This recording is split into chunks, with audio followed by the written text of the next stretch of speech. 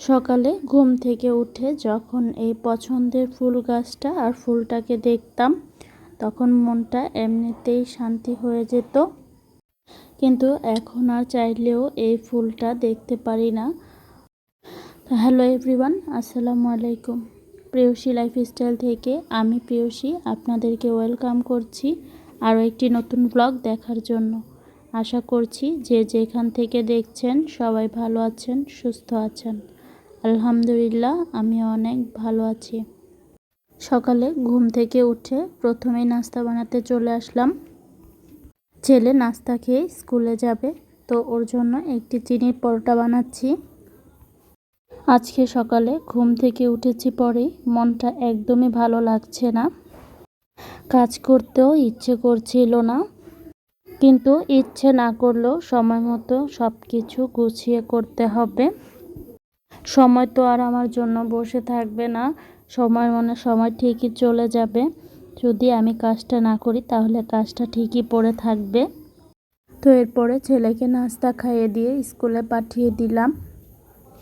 তো এরপরে দুপুরে রান্নার জন্য মাংস বসিয়ে দিলাম। আজকে রান্না করব পোলাও, সাথে গরুর মাংস। আমার ছেলে পোলাও, মাংস, বিরিয়ানি, রোস্ট এগুলো খেতে অনেক বেশি পছন্দ করে। তাছাড়া ভাত একদমই খেতে চায় না। ওর জন্যই আমার মাঝে মাঝে পোলাও, বিরিয়ানি রান্না করতে হয়। তো এই যে এখন আমি পোলাওটাকে নেড়ে চেড়ে এর মধ্যে গরম পানি দিয়ে দিব। গরম পানি দিলে পোলাওটা তাড়াতাড়ি রান্না করা হয়। আর এরপরে আমি পোলাওটাকে দমে বসিয়ে দিব। আমি পোলাও অথবা বিরিয়ানি এভাবে গরম পানি দিয়ে রান্না করে দমে বসিয়ে দেই। তো দমে বসিয়ে দিয়ে আমি বাকি কাজ করতে থাকি। এই দিক দিয়ে পোলাওটাও রান্না করা হয়ে যায়, আমার অন্য দিক দিয়ে কাজও শেষ হয়ে যায়। আর আজকে বৃষ্টিও হচ্ছিল না, যার কারণে রান্নাঘরে অনেক বেশি গরম লাগছিল। তো এত বেশি গরম লাগছিল যে ঠান্ডা কিছু খেতে ইচ্ছে করছিল। তো ঘরে কফি ছিল, আমি কোল্ড কফি বানিয়ে খেয়ে নিলাম। কার কাছে কেমন লাগে ঠিক জানি না, তবে আমার কাছে ঠান্ডা পানি দিয়ে এই কফিটা বানিয়ে খেলে ভালোই লাগে। তো আপনাদের কাছে আমার একটা ছোট্ট রিকোয়েস্ট, দেখতে দেখতে যদি ভিডিওর কোনো অংশ আপনাদের কাছে একটু হলেও ভালো লেগে যায় তাহলে প্লিজ একটি লাইক দিয়ে ভিডিওটি কন্টিনিউ করবেন আর সাবস্ক্রাইব করে চ্যানেলটির পাশে থাকবেন। তো এরপরে রান্নাটা শেষ করে আমি চলে আসলাম ঘর মুছতে। ঘর ময়লা হলে আমার একদমই ভালো লাগে না। শরীরে যতটুকু এনার্জি কাজ করে ততটুকু দিয়েই চেষ্টা করি একটু একটু গুছিয়ে রাখার। ইদানিং এমনিতেই একটু অসুস্থ আছি আমি, পায়ে খুব ব্যথা হচ্ছে আমার।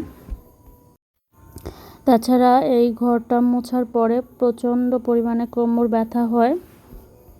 তবুও আল্লাহর কাছে হাজারো শুকরিয়া আদায় করি, যতটুকু আল্লাহ সুস্থ রেখেছে ততটুকুই অনেক। হাজারো মানুষ আছে বড় বড় রোগ ব্যাধিতে ভুগছে, আল্লাহ সেখান থেকে আমাদের সবাইকে হেফাজত করুক।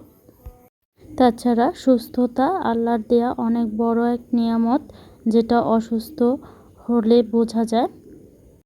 তো এরপরে আমি সন্ধ্যাবেলা এসেছি, ছেলেকে নুডলস রান্না করে দিব।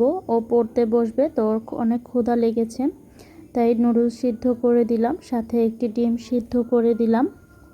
তার পছন্দের খাবারের মধ্যে একটা খাবার হচ্ছে ডিম সেটা তাকে সিদ্ধ করে দিই অথবা ভেজে দেই কিংবা ভুনা করে দিই, যেভাবেই দেই না কেন সে সেভাবেই খেতে খুব পছন্দ করে।